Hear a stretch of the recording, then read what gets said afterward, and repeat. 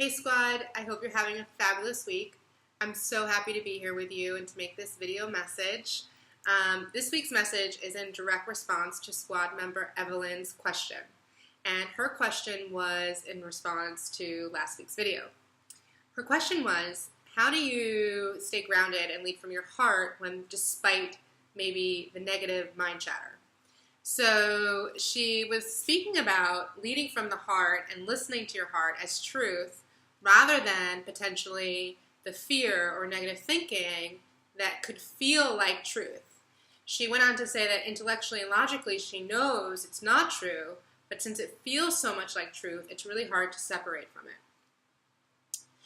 I totally hear you, Evelyn. That is such a hard thing to do, that tug of war between your mind and your heart.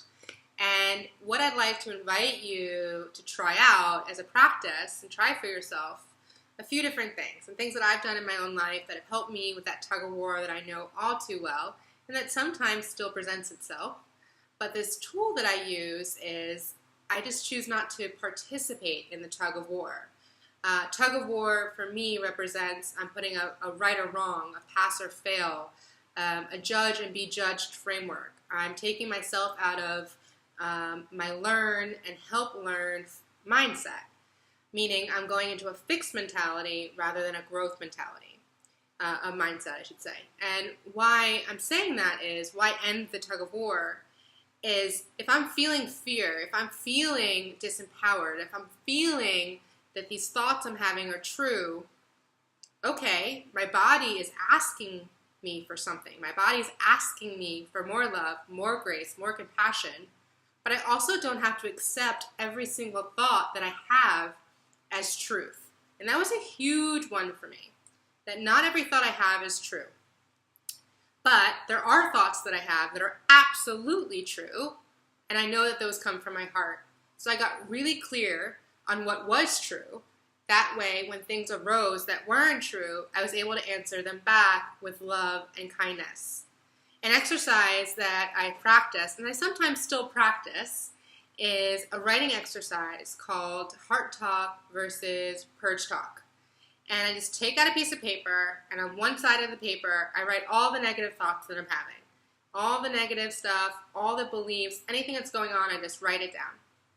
And then on the other side of the paper, I take a deep breath, and I connect with my heart, and I connect within, my intuition, and I say, what do I really know to be true?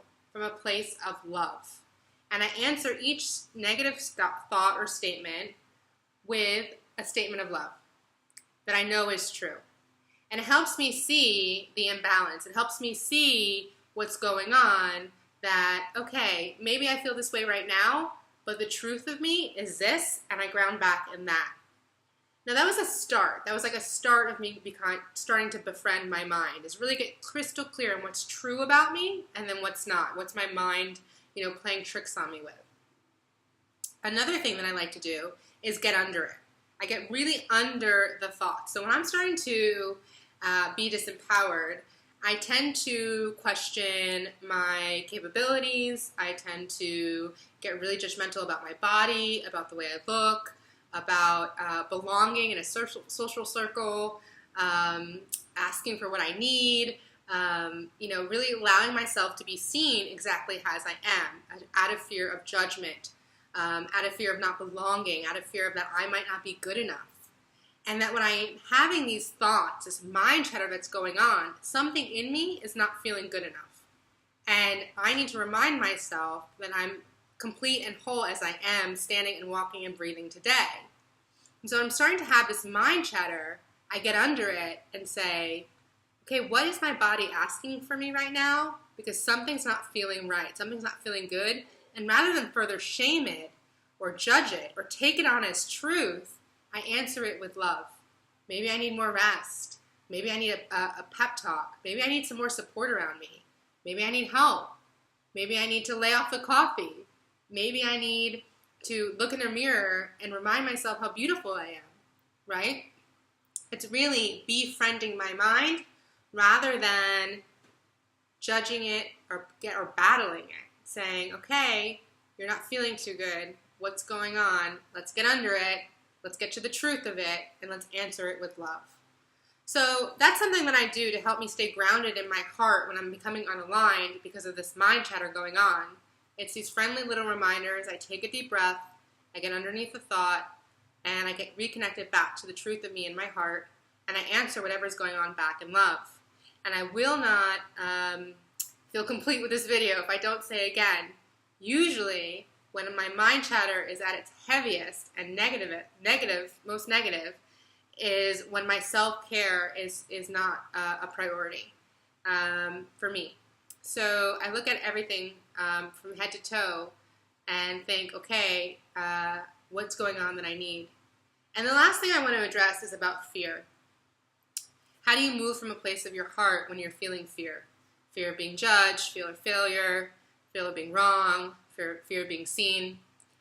I am fearful all the time, and I live a huge life. I live a really big life. I take big chances, I take bold risks, and I go for it. I'm constantly putting myself in vulnerable situations where I can be judged, where I could be wrong, where I could fail. And because I do that, I live this extraordinarily wonderful, blessed life that was meant for me, designed for me, and is the most truest expression of myself I've ever experienced. But I want people to know that I feel fear quite a bit, but I take action anyway. Fear is just a feeling. It is not something that defines you or has to immobilize you. You can feel the fear and take action anyway.